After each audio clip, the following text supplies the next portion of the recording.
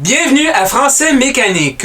Aujourd'hui, on va parler d'une catégorie d'adverbes, ceux avec le suffixe -ment.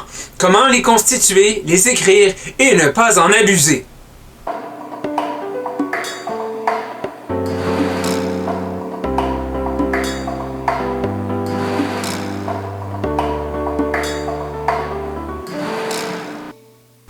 Un adverbe, c'est un mot généralement invariable qui modifie un verbe, un adjectif ou un autre adverbe pour le nuancer. Il y a plusieurs catégories d'adverbes. D'abord, les adverbes héréditaires sont formés d'éléments latins comme ainsi, tôt, hier, assez loin, là, mieux et ensemble. On ne peut presque pas s'en passer et certains figurent parmi les catégories suivantes. Les adverbes de quantité ou d'intensité comme assez ou beaucoup.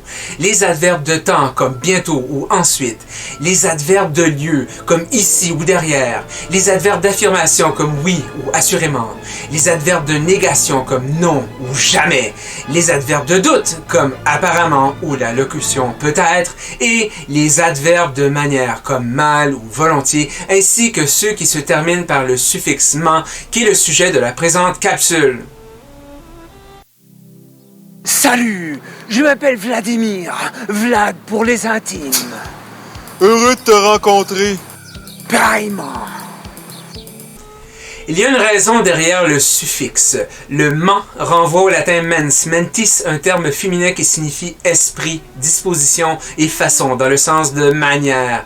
Quand on le décline au cas ablatif, qui est surtout le cas du complément circonstanciel, on obtient mente. C'est une raison pourquoi on accole le suffixe -ment traditionnellement à un adjectif dans sa forme féminine pour constituer l'adverbe, mais pas toujours. Si vous voulez savoir à propos des cas de déclinaison en latin, je vous recommande d'écouter ma capsule sur amour, délice et orgue. Sinon, pour un adjectif ou un attribut qui se présente de la même manière au masculin qu'au féminin, c'est assez simple. Par exemple, simple donne simplement. Arbitraire donne arbitrairement. Quoi qu'il y ait des adjectifs qui ne peuvent pas constituer des adverbes comme content, vexé, satisfait. On ne dirait pas vexément ou satisfaitement. Je me suis réjoui satisfaitement de l'avoir insulté vexément. T'as 2 mots de trop dans ta phrase. Pardon. Je suis réjoui satisfaitement de l'avoir insulté vexément. Si un adjectif se présente différemment au masculin qu'au féminin, d'ordinaire, on le met au féminin avant de constituer l'adverbe. Par exemple, successif au féminin donne successive, ce qui donne l'adverbe successivement. Quoi qu'il y ait des formes archaïques où l'adjectif qui en résulte est successivement, avec un F et un V accolés. Frais donne fraîche avec un accent circonflexe qui indique qu'autrefois ça s'écrivait fraîche avec un S diacritique. L'adverbe est donc fraîchement. Commun donne commune qui donne communément avec un E accent aigu. Question d'habitude. Comme j'ai souligné plus tôt, on ne construit pas toujours l'adverbe avec la forme féminine.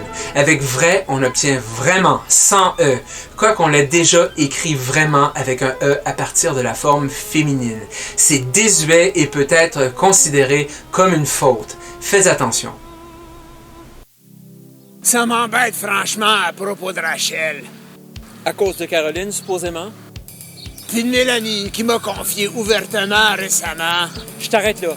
Penses-tu vraiment qu'elle chôme quand t'es pas avec elle? Vraiment pas. Bon, y en a pas de problème. On peut aussi construire un adverbe à partir du participe présent d'un verbe. Avec noter, on obtient notant, ce qui donne notamment, avec un A et 2 M. Avec négliger, on obtient négligent, ce qui donne négligemment, avec un E et 2 M. Avec étonné, on obtient l'adjectif étonnant, ce qui donne étonnamment, avec un A et 2 M. Autrement dit, si on travaille avec un verbe au participe présent, un adjectif ou un attribut, il faut porter attention à la terminaison et, de nouveau, la forme féminine n'est pas toujours indiquée. Avec pertinent, on obtient pertinemment, avec un E et 2 M. C'est pas pertinentement. Avec évident, on obtient évidemment, avec un E et 2 M. C'est pas évidentement. Avec nonchalant, on obtient nonchalamment, avec un A et 2 M. C'est une question de pratique. As-tu vu passer Mélanie? Certes, oui, plutôt. Elle marchait nonchalamment vers le marché avec Rachel. Avec Rachel? Évidemment. À quoi tu t'attends? Ils sont pas en chicane? T'es en retard des nouvelles. Pierre t'a pas raconté? De pur délice au féminin pluriel. Parce qu'il y avait Rachel, Mélanie puis Caroline. D'ordinaire, l'adverbe n'a pas de position obligatoire dans une phrase, mais de manière générale, on la colle à l'adjectif ou à l'adverbe qu'il nuance. Sinon, on peut le placer entre le verbe et son auxiliaire dans un temps composé. Farouchement, il m'a bousculé, il m'a farouchement bousculé et il m'a bousculé farouchement sont tous trois corrects et ont des sens presque identiques, quoique l'adverbe farouchement soit quelque peu superflu puisqu'on emploie le verbe bousculer. Aussi, méfiez-vous des adverbes hyperboliques, par exemple absolument, grandement, infiniment, largement et substantiellement. Surtout quand très et beaucoup suffisent. Et veillez à ce que l'adverbe que vous choisissez de maintenir ne soit pas une fioriture. Souvent, les adverbes de manière n'apportent rien de plus au sens, alourdissent le texte et peuvent illustrer un manque de vocabulaire. Maintenant, Pierre m'a dit que t'avais encore une proposition d'affaires. Très certainement, comme toujours. Laisse-moi te montrer quelque chose. Ça, c'est la Ford Chevrolet Pathfinder de Toyota au diesel hybride ultra performante. Jamais entendu parler? J'imagine que c'est probablement pour faire compétition à la Nissan Chrysler Malibu de BMW à l'hydrogène. Exactement. Je vois que tu connais ça aussi bien que moi, mais finalement, c'est déjà tristement un modèle actuellement discontinué. Oh, pourquoi?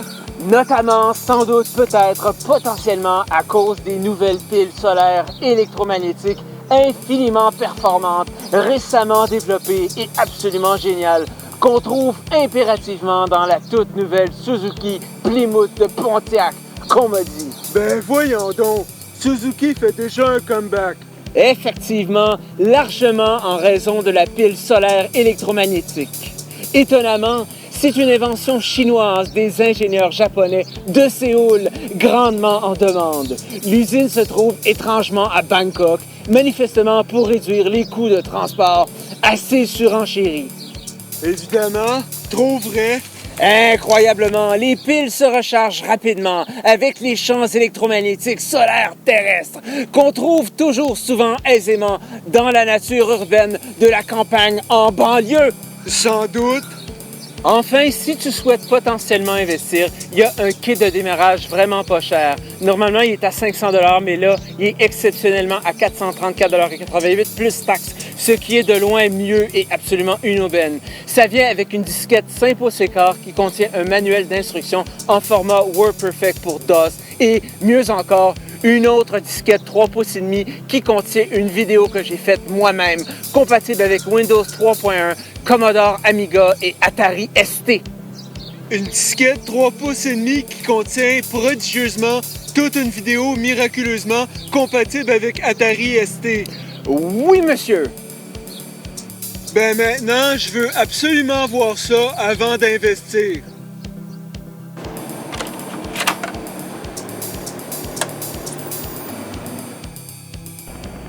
Merci d'avoir investi dans ce partenariat organisationnel à négociation zéro imposable ou Ponzi. Grâce à votre investissement, vous contribuez au développement de ce partenariat parallèle, triangulaire, exponentiel, expérimental à progression par étapes, ainsi qu'à l'accroissement du capital de toutes les strates tributaires.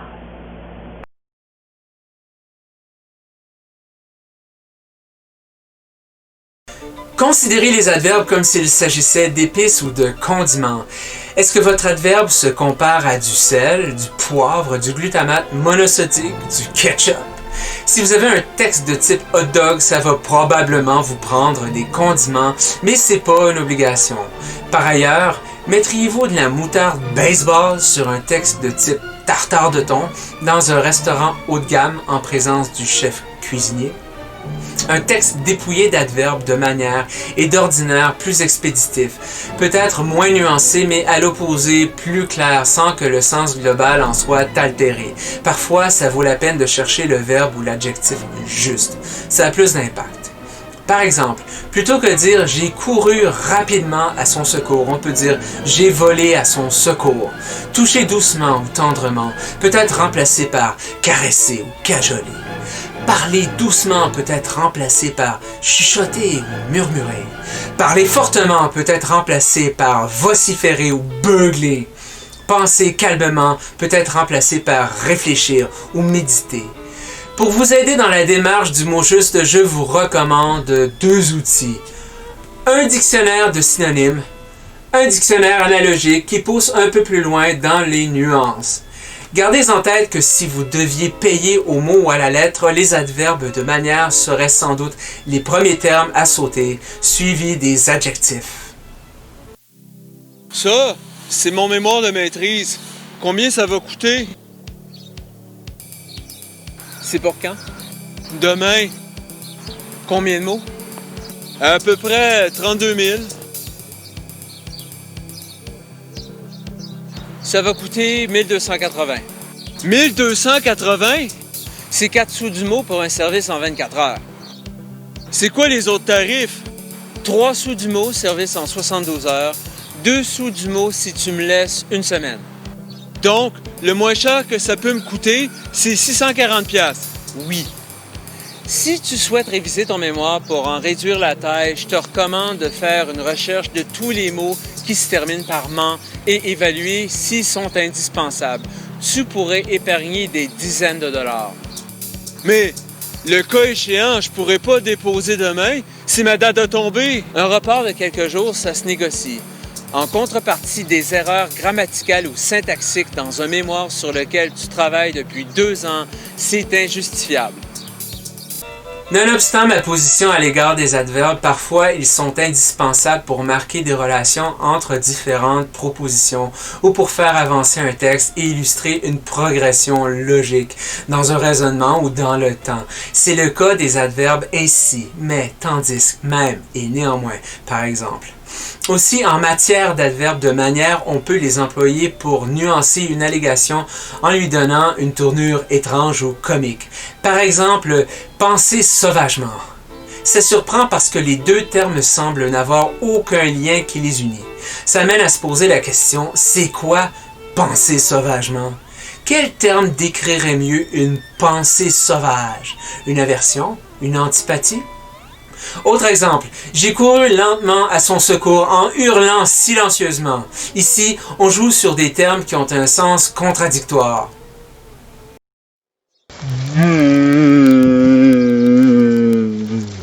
On est tous coupables de la surutilisation des adverbes et je ne suis pas une exception à la règle. J'essaie de ne pas en abuser, mais ça demeure un travail d'écriture et parfois, ça m'échappe. Le moment est venu de faire certains ajustements et amendements. Dans la capsule sur l'oralité, j'ai insisté sur le rôle de l'apostrophe pour remplacer là où les lettres qu'on fait sauter. Il y a du monde s'écrit il y a du monde, ou il y a du monde, et non il y a du monde. La raison, c'est que le Y fait partie de la proposition et qu'il ne remplace pas le pronom « il ». Quand on pose la question « y a-t-il du monde ?», il n'y a pas d'apostrophe entre le Y et l'A. Ça vaut pour « y en a-t-il » avec un T euphonique, des traits d'union et une apostrophe. Ça, c'est la façon correcte de l'écrire. Pas « y en a-tu ». Enfin, dans la capsule sur Amour, délices et orgue, j'aurais dû spécifier qu'un délice et des délices n'ont pas tout à fait le même sens, comme un amour et des amours. Un délice, c'est un plaisir qui enchante et qui ravit. Des délices, ça englobe ça, mais c'est aussi proche de la jouissance sexuelle. D'ailleurs, en latin, il est fréquent qu'on retrouve amour et délices au pluriel, jumelés dans un contexte licencieux. Je cite Cicéron dans Procailio. Amores autem et ae delicae quae vocantur, voulant dire à peu près Les amours, cependant, et ses plaisirs, comme on les appelle. On parle ici de relations sexuelles et non de relations amoureuses chastes. Et c'est pour moi une distinction notable entre un amour et des amours, tout comme entre un délice et des délices. C'était la capsule du jour. Si vous avez des commentaires constructifs ou des questions de français que vous aimeriez que j'aborde, faites-m'en part. N'hésitez pas à vous abonner à ma chaîne et à partager cette capsule sur les réseaux sociaux. Si vous avez aimé ça, un pouce vers le haut est toujours apprécié. On se revoit bientôt.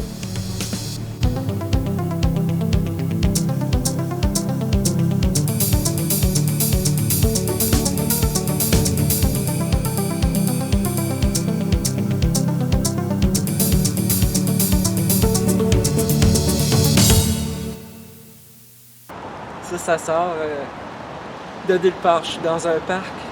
Je parle tout seul. Je me suis réjoui satisfaitement de l'avoir vexé. C'est pas ça pantoute là. Pardon. Je suis réjoui satisfaitement de l'avoir vexé. C'est pas ça pantoute. Ça, c'est la Ford Chevrolet Pathfinder au 2. Qu'on trouve impérativement dans la toute nouvelle Suzuki Plymouth. Ça vient avec une disquette 5 pouces écart qui contient un manuel d'instruction en format Word. Enfin, si tu souhaites potentiellement investir, il y a un kit de démarrage.